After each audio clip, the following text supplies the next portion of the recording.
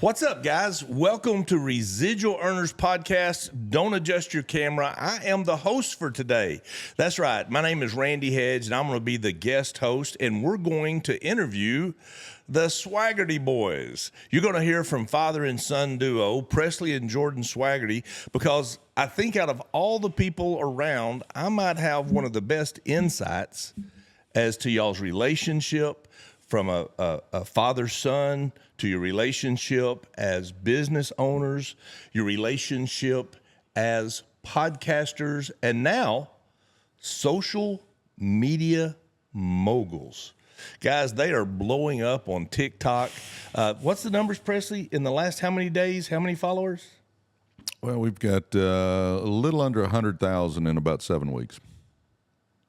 Say that one more time.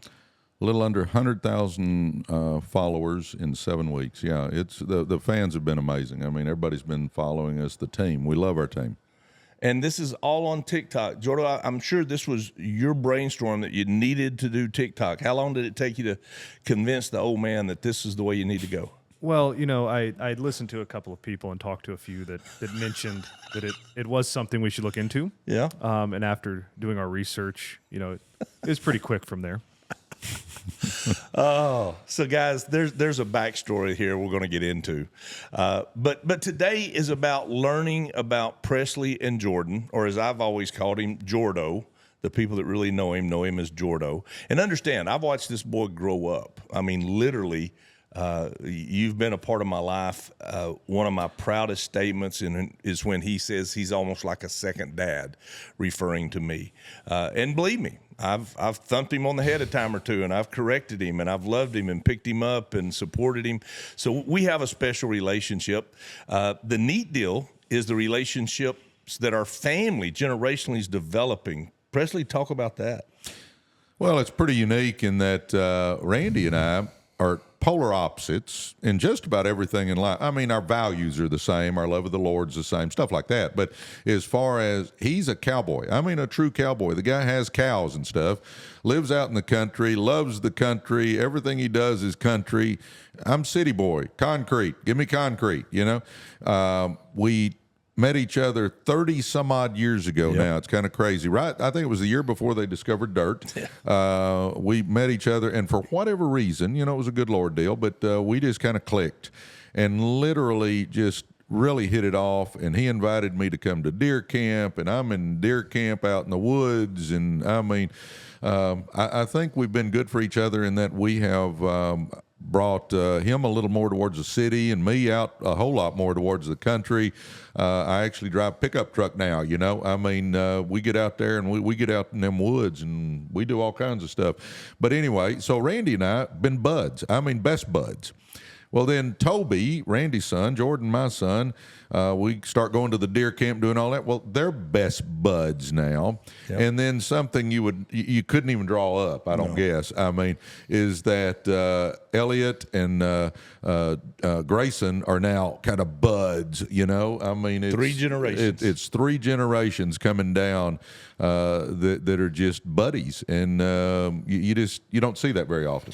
Well, and I think the neat deal is the way the synergies have fed each other, even generationally, right? Like, who would have thunk I'd ever be doing a podcast? Yeah. Who would have thought that, you know, Jordo would be doing, is it the Ironman, a triathlon? What does Toby talk you into? It's the Ironman. Yeah, the 70.3 Ironman. Have you lost your mind? I think I may have.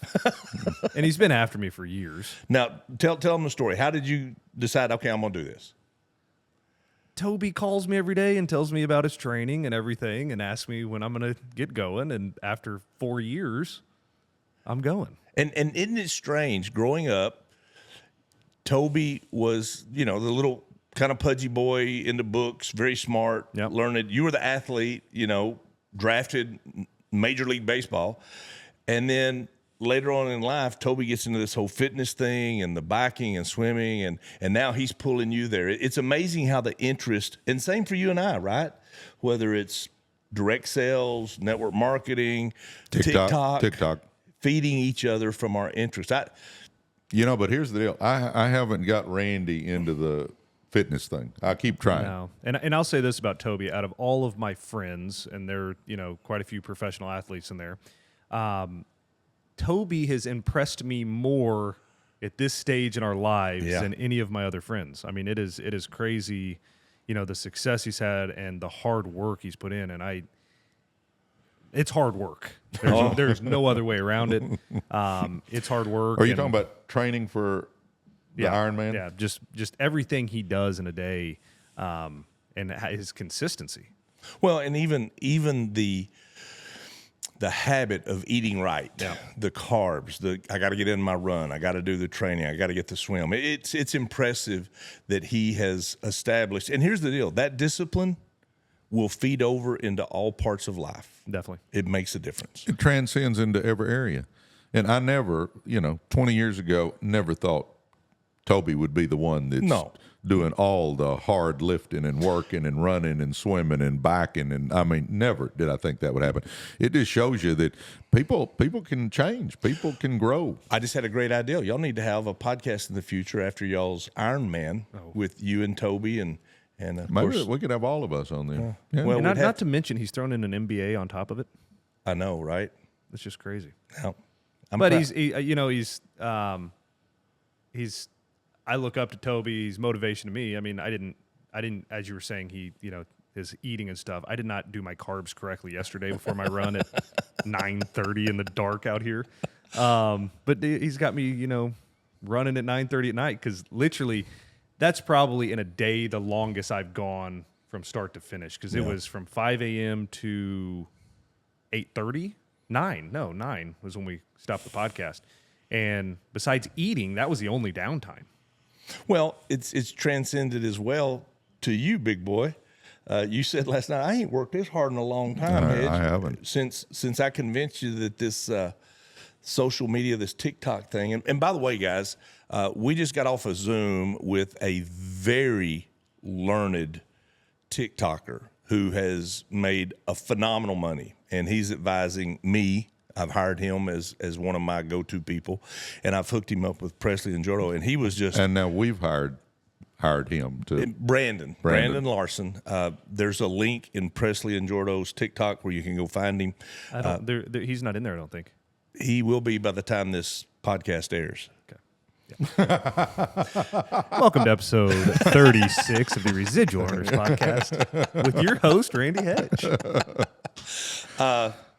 But, I mean, look, I know y'all are both very humble men, but share with the viewers what he was telling you, what you've accomplished, what you've built. And look, you're still in the beginning. We recognize that. You haven't made that transition to monetization, which is hard for a lot of people, right? Getting followers is hard. But the numbers you're creating in your lives and the way it's growing is unprecedented, even for professionals. And he shared that.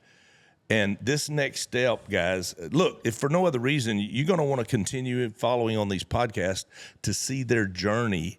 Brandon made over $40,000 last month on one of his TikTok channels, just being a TikTok shop creator, and y'all decided to follow in his footsteps. Talk about that. Talk about your success, how it's happened, and encourage people that they can do it as well, I believe. Well, I will just throw an overall view from me, and then I'll let Jordan do all the details. But, you've told me that, hey, y'all are doing good. Hey, man, y'all have real good numbers. Well, okay. I mean, I thought we're doing okay. Well, we had a Zoom with Brandon a while ago, and I mean, he was about to fall out of the chair because of our numbers. And it made me realize that we've got something going, and it's mainly because of Jordan. I mean, he's the one that got it going. He's the brainchild. He's the one that keeps doing stuff. Like here, we started off with a podcast that we looked green. We were in his office. We had some cheap lights, looked green, sound quality not good, lighting sucked, cameras grainy. I mean, nothing was good.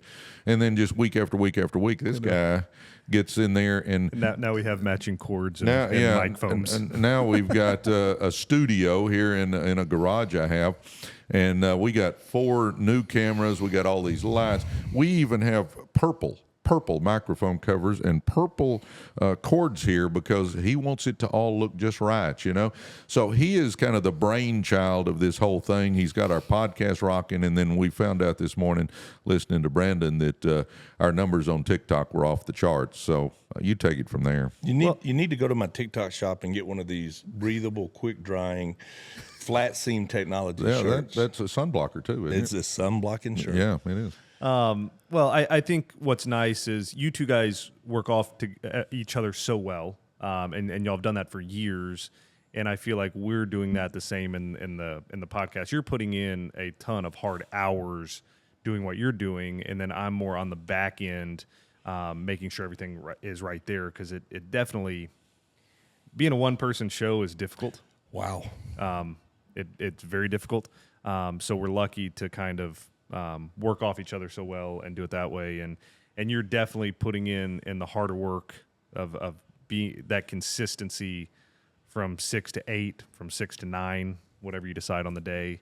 But I love waking up in the mornings. You know, I'm always a little behind you with the time change, but jumping on and seeing the success that you're having, and then, you know, then it's my job because I take over the comments and the private messages, which. Well, with that second account, you're fixing, yeah, no, I'm excited to jump in and be doing some of the stuff I'm definitely doing. No. I'm excited about that. The kids are going back to school, which is nice. So I'll have a quiet house to be able to jump on there and do stuff, because it's difficult from that 6 to 8 slot with kids to get on there, because that's when they're getting up, getting going, getting out of the house. So that brings up a topic that I definitely want to cover in this podcast. As Presley said, we go way back. And look, we're promoting TikTok Shop, being a digital marketer. We think that is an amazing future. You need to look into that if you're looking to create some passive residual income. But Presley and I both have been very blessed to create some amazing incomes from direct sales.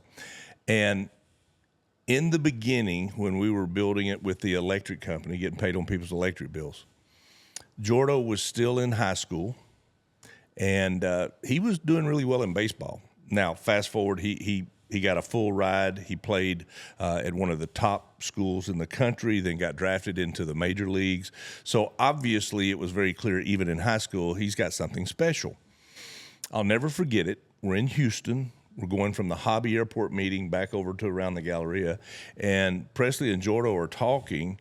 On the phone, the speaker, and I'm sitting there riding, and Jordan realizes that Presley's not going to be there the next day for a big game. And it became very emotional for both of them. I mean, it as a friend, as a surrogate second father, I could feel the pain on both of them. But there is such a tremendous lesson there. And you talked about, it's hard with the kids. Yeah. The most important thing you'll ever do in life is raise your child, that relationship, right? But with that, sometimes you have to make a few minor sacrifices, And so I'm going to leave it there. Presley, I want you to pick up. Jordo's kind of giving you a little grief because you're missing an important game, and you're trying to explain to him why. I want the folks to hear your perspective, and then I'd like them to hear Jordo's perspective at that time. Definitely. And then what it actually is turned into and means now. I mean, look, is it not the goal to work with your son every day? No. To have that relationship where you're making money together, you're growing together, you're partners, but you're also father and son. And I think that was one of the defining moments that helped y'all accomplish that. Well, I was coaching at Lakeview High School and, loved it. I would still be coaching if I could have made some serious money doing it. But the Mavericks didn't call? The Mavericks didn't call me, no. I kept waiting. I kept thinking. They missed out. I kept thinking Cuban would call me to coach the team, but he never did. But anyway, we were struggling financially, and direct sales came into our life. And it was with a company that I'm going, okay, I think this might work. I mean, I really did think it had some legs. So I decided to jump in. Well, obviously, you got to put some effort in any business, traditional side hustles, network marketing, social media. It doesn't matter. Yep. There's effort that has to be put in. So I actually had a meeting with the family prior to that phone call and just said, hey, guys, I'm going to do this. Now, I'm one of those dads that I didn't just go to the games. I was at most of the practices. Yep. I coached till he was in high school. You know, I mean, I'm always there. Right. But I told the family, I said, hey, here's what I'm doing. I'm doing it for us. I'm doing it for our future. I won't miss a lot, but I might miss a game or two or a concert or two because Sarah Beth sings, you know. Right. And then that game was coming up, the one you were talking about. We're in Houston. We're doing meetings there. We got something going, so we're trying to fan the flames. And Jordan called and, you know, said about me being at the game the next day. I wasn't going to make it. Well, it bothered him. There was no doubt in which it bothered him. Well, it bothered me. I mean, because being at the games, I mean, that was my favorite thing to do in life. Watching him play baseball or listening to her sing were my two favorite things to do in life. And, you know, I just told him, dude, hang in there. I'm not going to miss much, but every once in a while, Dad's got to miss, you know. And as it turned out, you know, we've missed very few games in a very long career, you know, from the time he was 3 playing at the Y until he retired from the Cardinals. You know, he played lots and lots of ball games. Jeannie and I did not miss many games in that entire career, but it was due to the fact that we sacrificed there early, missed a little bit there early to get it going, and even when he was at Arizona State playing, we had the wherewithal that we went and bought a house there. And, I mean, he played 100 games, whatever it was, in those 2 years before he got drafted, and we might have missed 4 or 5 games out of 100. I mean, we were just always there. We traveled the country with him. We were always there, and it was because we made that sacrifice up front. So, Jordo, from a son standpoint, wanting your dad there, not understanding at a young age, which is understandable, I want you to share with the viewers that sometimes you have to give your kids some hard choices and that there are consequences and results of them. Yeah. But here is a prime example of how that's paid off tremendously. I mean, having your mom and dad living there while you're in college playing games, traveling with you when you're playing games. Give a perspective to maybe someone right now that's trying to start their traditional business. Maybe they're trying to do direct sales or social media, TikTok, and it's taking time away. Is it worth it? Well, I'll throw in real quick. He's got a different perspective now because he's got kids. Absolutely. So I'm guessing his perspective now will be different than it would have been 6 years ago or 7 years ago. So definitely Did you see that look on his face when you said that? Yeah. No, but I remember this moment very well, that phone call, and it definitely was a changing time in our family. You know, you were, I wouldn't call it a leap of faith, but you were definitely out there getting on the grind to change your life, to change our family's life, to, you know, even change our, you know, your grandkids' life. That it was so, especially for me, but I wasn't the one putting in the hard work. I mean, it was the best thing you ever did for the family besides, you know, show us love and upbringing us with the right values. But, you know, being there through the whole thing with me, and I appreciate you saying that I retired from the Cardinals. I'm pretty sure they asked me to not come back tomorrow. But I appreciate that. That does sound a lot nicer. But just being there the whole way through everything, college was so much fun. And even, you know, the relationships you made with my buddies in college, you know, they looked up to you as a father figure. You know, you think Jake Borup, who's literally one of my best buddies, 35 years old, massive heart attack. And through the whole process, which has been a year and a half now with Jake? Yeah, at least. Or was it more than that? Was I it think 2.5 like years? 2.5 years. Yeah. So, you know, Jake, full heart attack, like completely blocked in the Widowmaker, and got to the hospital, stayed alive, which is a miracle in and of itself. In a coma for 2 months, got an LVAT, and went 3 weeks ago, got a new heart. And some of the first people he texted are my dad and I, you know, and that's just one of my college teammates. And it's because of the sacrifices that not only it was great for me, and I get it. Some kids wouldn't want their parents around, but I wasn't mischievous. I wasn't trying to go out and party all the time. I wasn't doing a bunch of bad stuff. I had a great relationship. My dad's always been one of my best friends.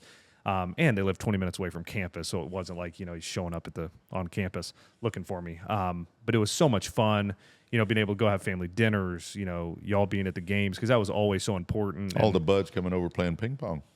God, we had some battles in the garage for ping pong. So it's just awesome and just built our relationship even more. And then obviously now, you mentioned earlier being able to work together. I wouldn't have it any other way. And just the relationship just adds another layer to the fabric, which has just been unbelievable. Let's talk about that dynamic, because look, family is difficult. Even in the best situations, you have conflict, you have disagreement, and then you have the relationship deal. But you guys pull it off extremely well. I'm not saying that y'all don't sometimes get a little crossways. That happens in everyone. But to have the dynamic and relationship you have, and to be able to work together and make money together and build businesses together, there's a lot of people I think would like to have that with their children. Talk about that.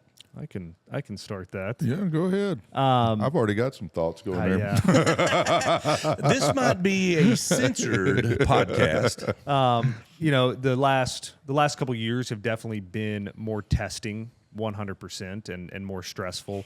But I think the foundation that was laid through all the years growing up that gets you through tough times. And I think anybody that's in business really knows that everything's not always sunshine and rainbows. There's going to be ups and downs, and it's how you, handle those. And the one thing that I think we all can learn from Presley is just staying positive. And it made me.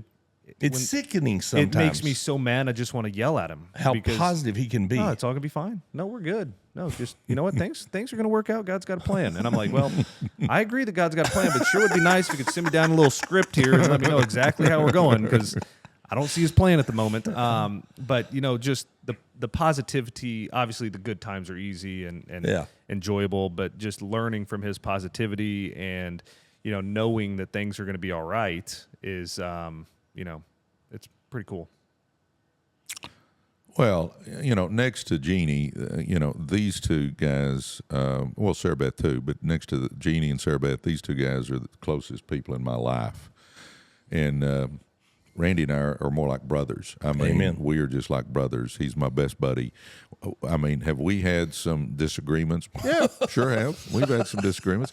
Jordan and I have had some disagreements, but I think the difference is we never took it to a personal level. We agreed to disagree, kind of. Yeah. I mean, that was really what it was. We would have disagreements, but okay, it is what it is. Let's move on. In the last couple of years, had a business deal go south. I mean, just went as south as a business deal could go. It is what it is, though. I always tell people you either win or you learn. Well, we've learned a lot over the last couple of years. So, you just learn. But, Jordan's my best buddy, too. I mean, these two guys, I'm sitting in between the two closest people I am outside of Jeannie and Sarah Beth. Now, I got to throw them in there. But these two guys I'm closest to by far. Something that was amazing. And I'm guessing you and Mac and Tanner and Toby are the same way, but Jordan would be standing there with Major League Baseball players, and I'd be leaving, and I'd look at him, go, "Love you, buddy," and he'd go, "Love you, Dad." And I mean, I don't guess we ever part ways that we don't say we love you. Yeah. I couldn't have drawn up a better relationship with a kid. I mean, I'm tearing up just thinking about it, but best relationship you could have. I mean, we're father-son, but we're also buddies. Amen. And it's, it has just been a blessing from heaven. And I got to throw this in there. I got a great relationship with Sarah Beth, too. So it's not like it's just me and Jordan.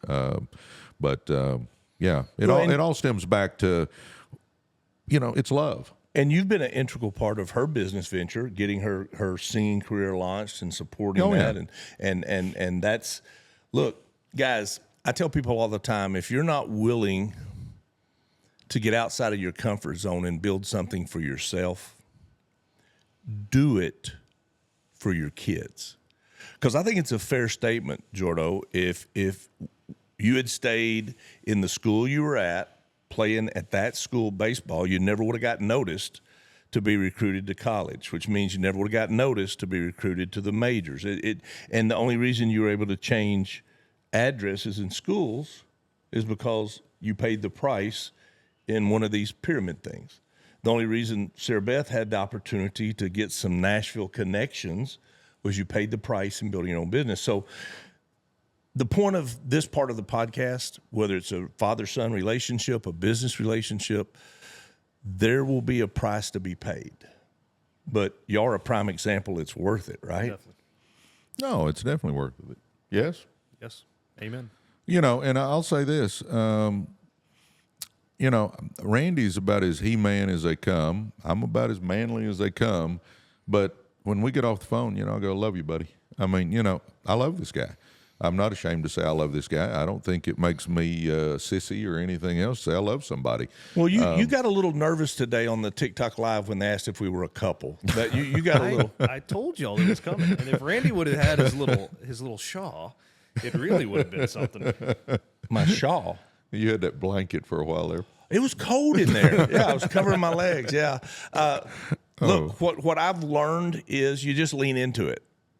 When they said, are y'all a couple? I went, absolutely. We're a couple of best friends. We're a couple of brothers in Christ. We're a couple of entrepreneurs. We love each other. But his legs are too hairy for me. So, guys, my point is never be ashamed of who and what you are. I think the most important thing to be successful, whether it's a father, an entrepreneur, is being authentic and genuine. And that's two things. I mean, these two guys, whether you meet them at church or at deer camp, whether it's on the street or at a business meeting, whether it's in a boardroom or a bar room, you're the same. You're the same person. You're the same with each other. You don't put on airs. Both of you talk about the importance of being genuine, true to yourself, authentic. Jordo, you go first. I think that's a key to life and relationships. Amen. You know, whenever I think about being authentic is, you know, if you're not authentic, then you're talking about people behind the back. You're putting on an act in front of people, and who are you really? You know, you're not showing people who you actually are. And I think that's just a value that was instilled in me at an early age is to be authentic. And, you know, you're never going to wonder what I'm thinking, and you're never going to wonder if it's true or not, because I lay it out there, and which is good and bad. You're a lot closer to me in that regard. Both Yeah. of us wear our feelings just right there on that tip of our sleeve. I mean, there is no hiding it, right? Exactly. No, it's got a spotlight on it. So, but no, being authentic and people knowing where they stand with you, whether it's family, friends, you know, new acquaintances, whatever it is, I think goes a long way in the foundation of building relationships. Yeah, no, I agree with that. And I'll say this, earlier on in my life, I wanted to be accepted. I wanted to be, you We know, all do. Yeah. I think you said it on, maybe it was on the last podcast we did with you, and that was you used to walk into a room and, you know, wonder who was going to talk to you and who liked you and this, that. And you said now you walk into a room and you're looking around to see if there's anybody you think you're going to like. Yeah. You know, I've reached the point where, sure, I hope people like me, and I think I'm fairly likable. But if they don't, it is what it is. You know, I'm not going to change just so I can hopefully make somebody like me. I love the Lord, number one. You know, have I made a bunch of mistakes in my life? Yeah, buddy. My gosh. I told somebody a while back I got so many skeletons in my closet, my clothes barely fit in there. But, you know, thank the Lord. He's just to forgive us if we ask him to. So, you know, I love the Lord. I love my family and my friends next. And then, you know, I really enjoy making money. I think making money's fun. But I think you got to keep your priorities right. Good Lord, family and friends, then making money. And if you keep your priorities right, I don't think there's anything wrong with making money, because I learned a long time ago the best way to help the poor is to not be one of them. Amen. But I try to be me in all situations. And, you know, I think something that's helped me in that regard is that, my gosh, I grew up in the ghettos, literally 2 murders and a rape within 7 houses, lots of drugs and violence. A lot of my family lived in mobile home parks and all that. I'm as comfortable in a mobile home as I am in a boardroom. I mean, I think because of my upbringing, I'm comfortable in any of those situations, and I think that has done me well through the years in that I don't get uncomfortable in situations where I think a lot of people do that may have had a different kind of upbringing. That's called maturity. Is that what that's called? That's called self-confidence. And there's a fine line between being confident and cocky, right? Humble and hubris. It's a big word, hubris. Y'all didn't know I knew that, right? So if I was going to point out one trait, and y'all have many that I love, but if I was going to point out one trait about each of you, the thing I love about Jordo is he is so good at disarming people. He's quick to make fun of himself, disarming humor, and laugh at myself, point out. But he's very confident, and he's a competitor, and he might not beat you the first time. He might not beat you the 10th time, but he's going to make you stay up until he beats you that 13th time. So he has that confidence, but he's also self-aware enough that you like to laugh. You like to point out, hey, I can't believe I did that. That was stupid, wasn't it? And I think that's why you understand, people are just magnetically drawn to you. That's a gift, son. And you wear it well. Thank you. Where do you think that came from? Why do you think you're that way?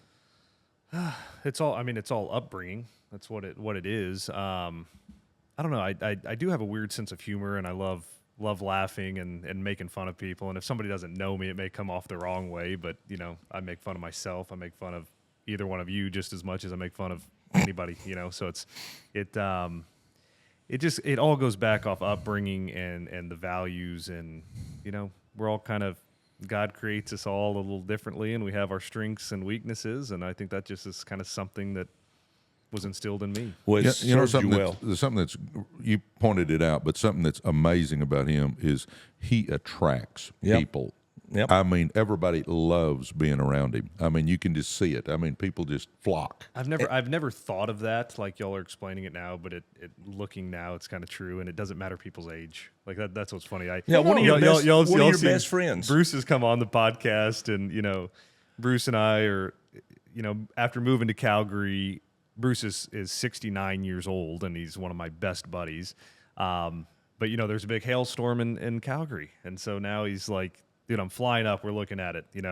I know you're looking for something to do up there. Let's get into this business and rock it, because there's been a big storm, and he's flying. I'm not even in town, and he's flying up there to see what we need to do to get moving. I mean, it's just doesn't matter the age. I can fit in with anybody, and that is. I haven't really thought of that. That's a gift. Thank you. Well done. Let me ask you this real quick. Something I'm wondering. I've always taught you to say yes sir, no sir, yes ma'am, no ma'am, open doors for ladies, all that. Has that meant something to you in your life? I mean, do you think that's benefited you in your life? 100%. And it does bother me a little bit at times with my kids, because the respect of women will be there no matter what. But yes or no sir has gone away in a lot of other areas. In the South, it's still prevalent, I feel. But, Canada, nobody... I say yes sir to somebody, and they're like, what's wrong with you? And if I throw out a y'all, they're like, okay, we get it now. But it's not normal other places. So, whenever Grayson's here and he's talking to somebody, it's all, if he says yes, you nudge him and say yes sir. And then nowhere else is it like that. But, there weren't... More kids were doing it here when I was growing up, but it still wasn't everybody. No. I know Toby is the same way I am, and it definitely, I think the older generation, when you're a kid, respect you whenever you would say yes sir and well, the no, easiest sir. way to get respect is to give it. Definitely. And I think teaching a child that is critical, and it is becoming a lost art. My middle grandchild, Marshall, he got called out in school on the announcements because as a kindergartner, he's holding doors open for other students and teachers and saying, yes, ma'am, no, ma'am. And look, that little feral wild child, they had to beat it in him. I mean, it's not natural, but because they taught him that. And just the other night, he was telling me how proud he was. Grandy, did you know that I got an award because I'm being nice and saying yes, ma'am, and holding doors? And I said, yeah, son, I heard about that. So there's such value there. Definitely. Okay, that was just something I was wondering. All right, so we've talked about Jordo's magnetic personality, his genuineness.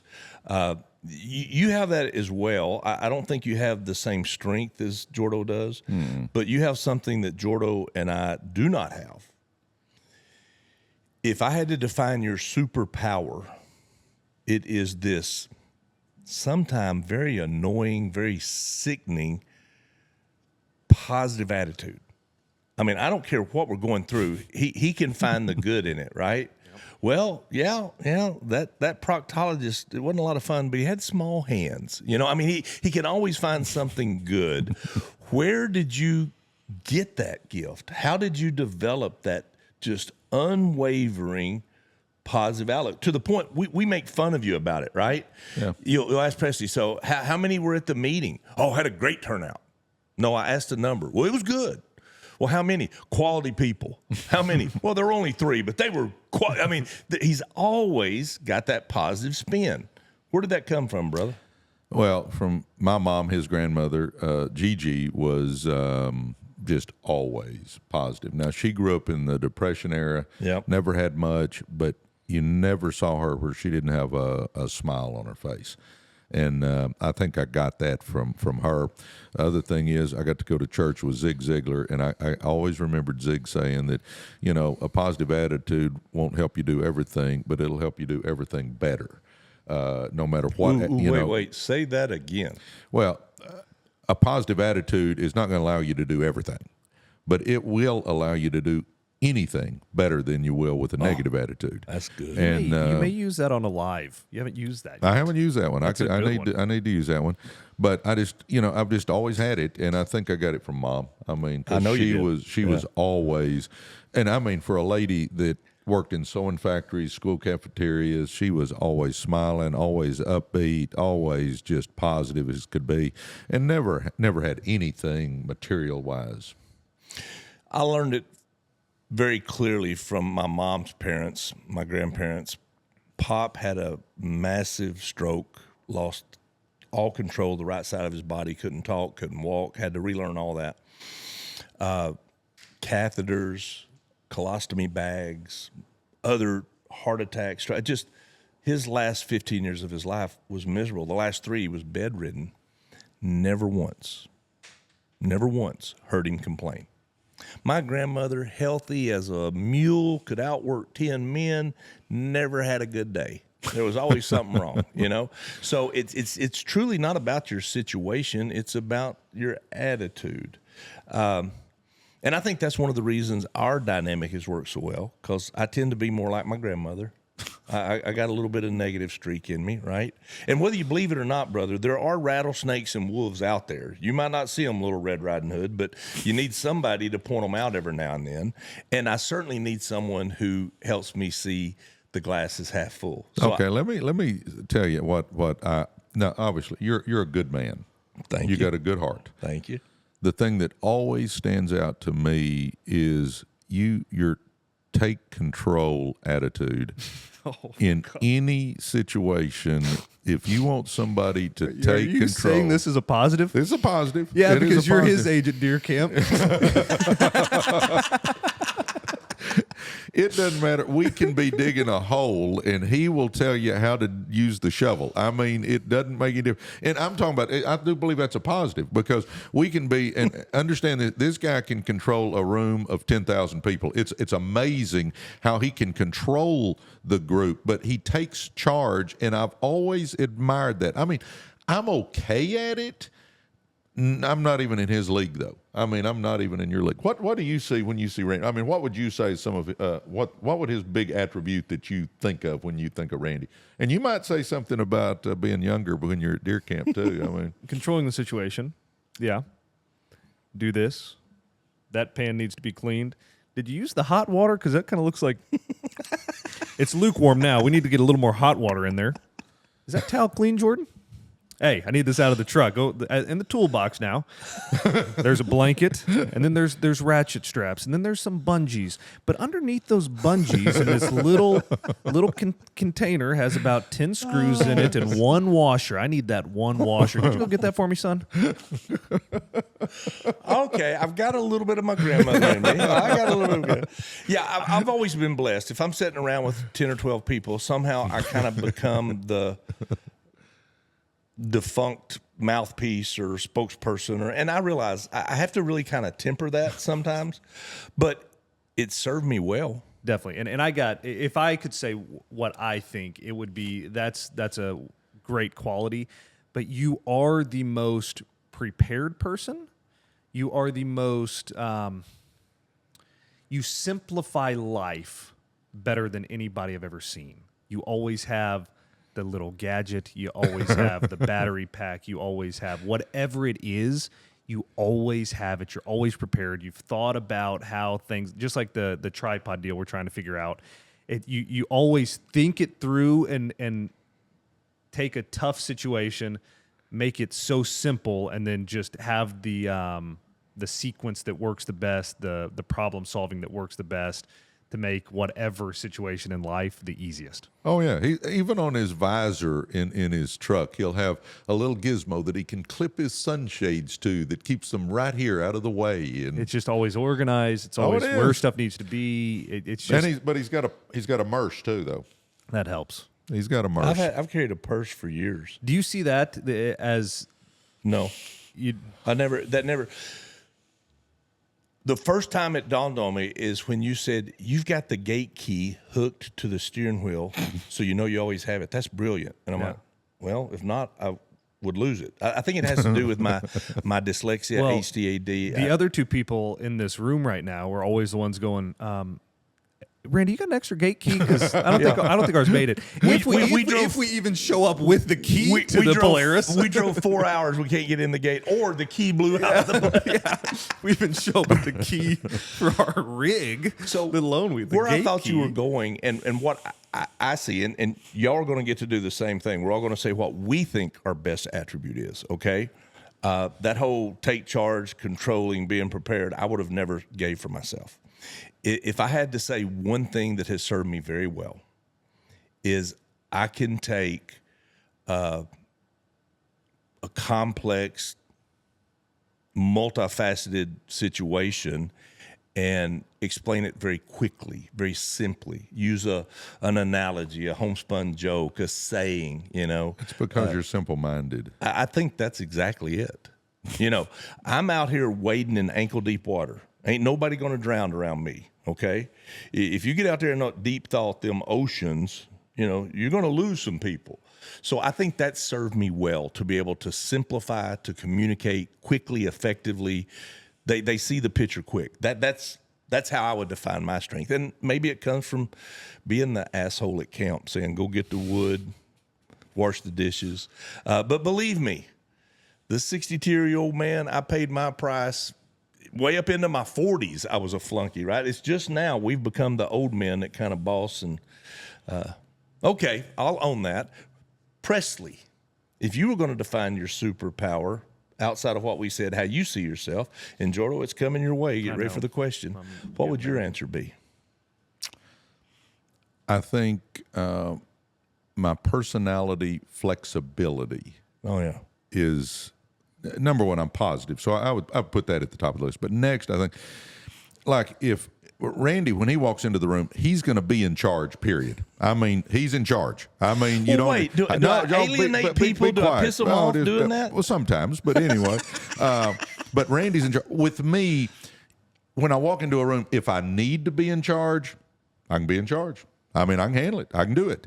But if I don't need to be, I'm happy to sit on the back row and just see what's going on and fit in where I can fit in. If I need to step up, I can. If I don't need to step up, I don't. I mean, I think that flexibility is that in a group, I work good because I can fill in a gap that needs to be filled in. Team player. Yeah, I'm kind of that Swiss Army knife deal, where I can do a little bit of anything. I'm not great at anything. I think my other thing is I'm a visionary. I can see the big picture. Now, you're much better at taking it and putting it into action than I am. I can think it up, but I'm not as good at getting it into reality. Jordan's got a lot of that you have. Jordan's a whole lot more like you in a lot of ways than he's like me.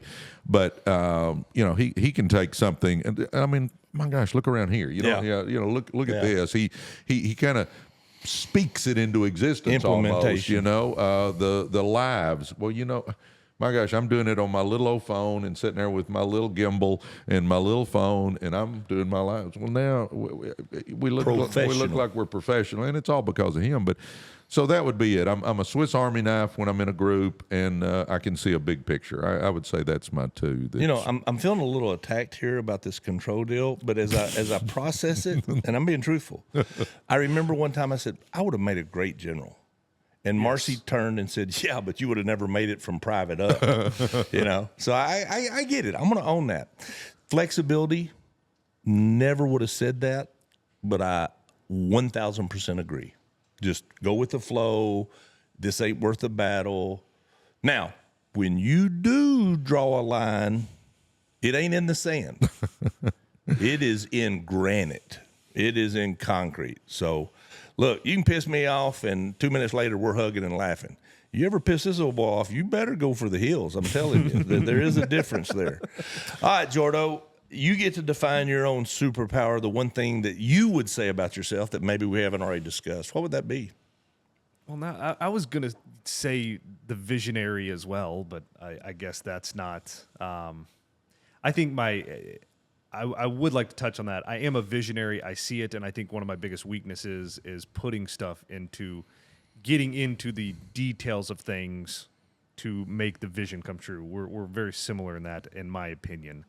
But I think one of my biggest strengths is if I believe in something and I have my mind set on it, I can go all day. Mm-hmm. And you will learn every detail about it. Yes.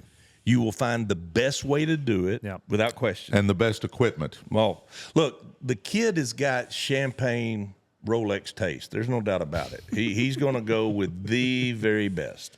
But it just like yesterday is a prime example. I wanted to get back after dinner and I wanted to do another episode. And then my mind is set on this stupid Ironman that your son has got me very much going on. So it's like at 9:30, 9:45 last night, I still have to do an hour run and I'm going to do it. And in my brain, I thought, I don't really want to do it. But once I got going, it's like, enjoy the ride. But it's one of those things, I'm set on it. And if I'm set on it, just like I'm set on this podcast is not easy for me to do because I have to fly in from Calgary, but I'm set on doing this. I enjoy doing this. We're going to make it into something. So if my brain's on it, we're going. Paying the price. Yeah. And he did that in baseball. I mean, nobody worked harder in baseball than this guy. I agree. Nobody worked harder. That's what I hated in professional ball, being a pitcher. It's hard to work hard compared to what I'm used to. You can only go throw. If you threw yesterday off the mound, regardless, game, practice, whatever it is, you can play catch, you can run, and you can lift. That's it. And you can only play catch for X amount of time. There's not you can't outwork somebody playing catch because your arm's just going to give out. So it's like I enjoyed college and stuff because, dude, I could spend hours in the cage hitting, working on that, working on catching stuff, taking grounders, taking whatever it was. And so I could outwork people. And when I got to pro ball, I didn't feel like I could outwork somebody because all I could do is lift weights, run a little bit, and play catch. And that's, as the life of a pitcher, that's all you did. So it's like, you're 2 hours, 3 hours into the day, and you're like, all right. And you couldn't really even exert yourself that much because you couldn't wear yourself out. No, so that always bugged me there because it was just like I couldn't keep going, and I wanted to keep going because that's what I felt like my edge was. Well, I think that's something that all three of us bring to the table is that work ethic, that grit. By God, you might be smarter than me, but I'm going to go twice as long. Yeah. You might have more skill than me, but I can learn what you're doing. I might not be where you're at, but I can be halfway there. And that attitude that we're in control of our destiny, that we decide if we win or lose, that grit, that's my new favorite word, right? I've been teaching and believe this, and I want y'all to talk about kind of grit and grace. There you go. Yeah. We've all heard the saying, throw enough at the wall, some of it'll stick. My social media has taught me anything. I'm not very good at it. I don't get a lot of views. I didn't even have a viral video till a couple months ago, right? I believe you just keep throwing it at the wall. If it slides down, falls to the floor, doesn't matter, because the next time you throw something, it's going to fall on top of that, and it'll fall on top, and it actually just kind of builds up. The great equalizer, and I've seen this in your life, is just determination, consistency, persistency, continue to beat on it till you get it done. Talk about that, and where did that come from? How did you get that? I give my mama, my grandmother, my dad, my granddad, because they all came from different areas, positive, negative, but all of them had that work ethic. And I see now that's one of the biggest missing factors for a lot of people. They want it, they're just not willing to work for it. Where did your work ethic come from, Presley? Well, I'm not near as good as my mom was. My mom was a machine, could work. I mean, she'd go to work all day, work overtime, come home, work more, clean the house, wash the dishes, make dinner. I mean, she was just, you never saw her just lounging around. Yeah. I mean, that was just not Gigi. She was always working, and I think I got that from her. My uncles, they all worked. They were blue collar.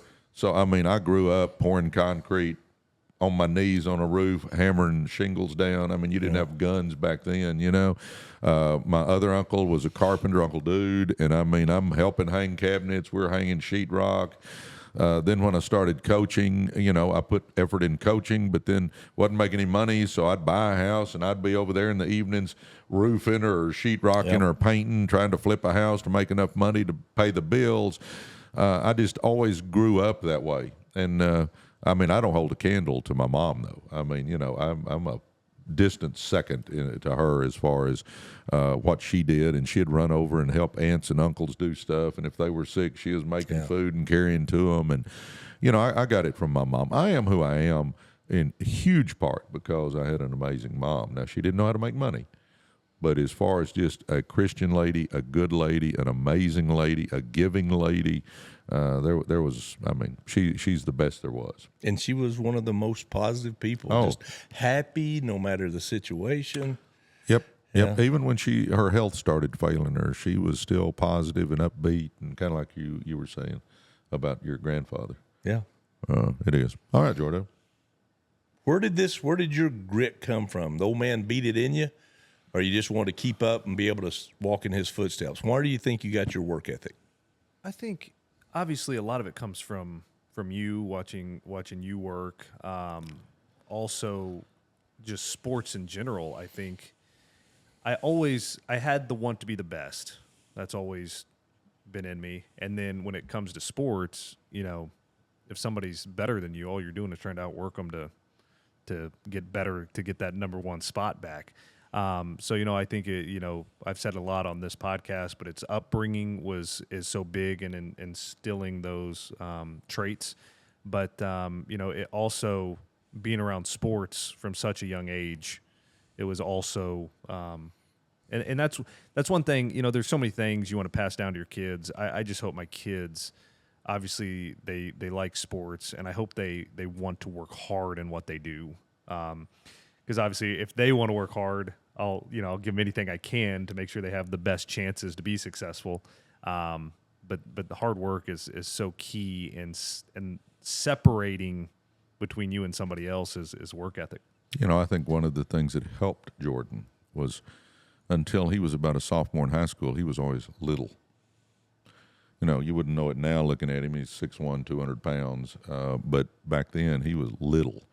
And you couldn't just get by on overpowering people, by overpowering the ball, by just throwing it hard, like in baseball, I bet he took 2 million grounders. I mean, literally, probably did. I mean, we would get there an hour and a half before practice and take grounder after grounder after grounder.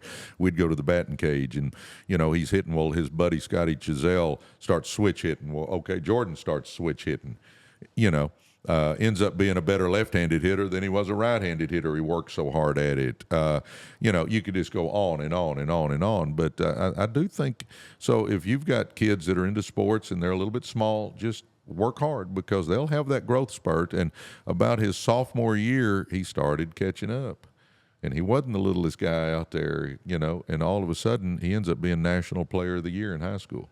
National Player of the Year in high school. Batted over 600. I think, what were you, 13-0 or something like that pitching? I mean, he had a storybook career in high school. And it's when his growth caught up with his work ethic. Because not only that, I played up as well. Yeah. So it's like you had to work hard. If you didn't work hard, you're just going to sit on the bench. Exactly. And I didn't want to sit on the bench. But you see that in the greats, right? And as a coach, you see it. They've got a lot of natural gift, ability, talent, but they don't have the work ethic to go with it. And the kids catch them and pass them. But those few who are gifted, right? I mean, Steph Curry, Michael Jordan, Tiger Woods, Tom Brady, that they had some natural athletic gift. But what separated them was they had that work ethic and determination to be better, to go. And we can carry that over into business, right? Absolutely. We can carry that over into family. All right. This has been an amazing couple of days. Thank y'all for letting me be part of the podcast. What's been your favorite part about us doing this together? Jordo, you get to go first. One, I just hope we can do this again. Absolutely. Because it's been awesome. The one thing I didn't think about when coming to Presley with the idea for the podcast is the relationship builder of the people that are on it.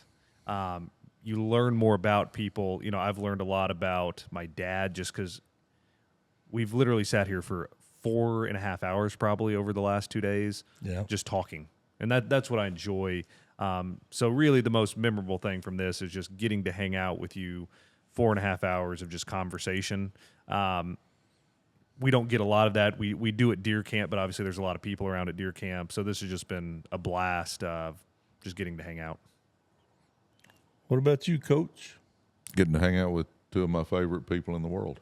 I mean, I couldn't ask for more. Just getting to hang around, like Jordan said, just talk and share and talk about old times and memories and make new memories. I mean, it's just to get to do this with you two guys, to me, it doesn't get any better.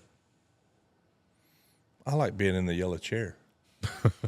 It may not be the most comfortable, but it's the best looking. I think it goes back to, got to take charge. Got to be. Thank y'all for letting me be host. Thank you for letting me be a guest. Promise me we're going to do this again. Yes. No, hey, real quick though, how does it feel sitting over there as compared to sitting in the yellow chair? It's a little more comfortable, but I'll take my yellow chair back. I'll give it back. And guys, they are going to start bringing you some amazing guests. Do not judge this podcast from listening to me. Thanks for having me on, fellas. Yes, sir. God bless you guys. Love you. Love you, brother. Love you. Love you. All Awesome. right. And our production manager just walked in. Reagan Rue just walked in. So we'll be on episode 37. Yeah, Reagan Rue is going to be on episode 37. For me, it was more like she kind of floated in. Floated. It was just, she has that there again, she's one of those magnetic people. Yes. People meet her and just fall in love immediately. And if you need some help with your social media, next episode is going to be focused on her. There you go. Episode 36 in the books. It is. Awesome. Thank you. God bless you. Goodbye.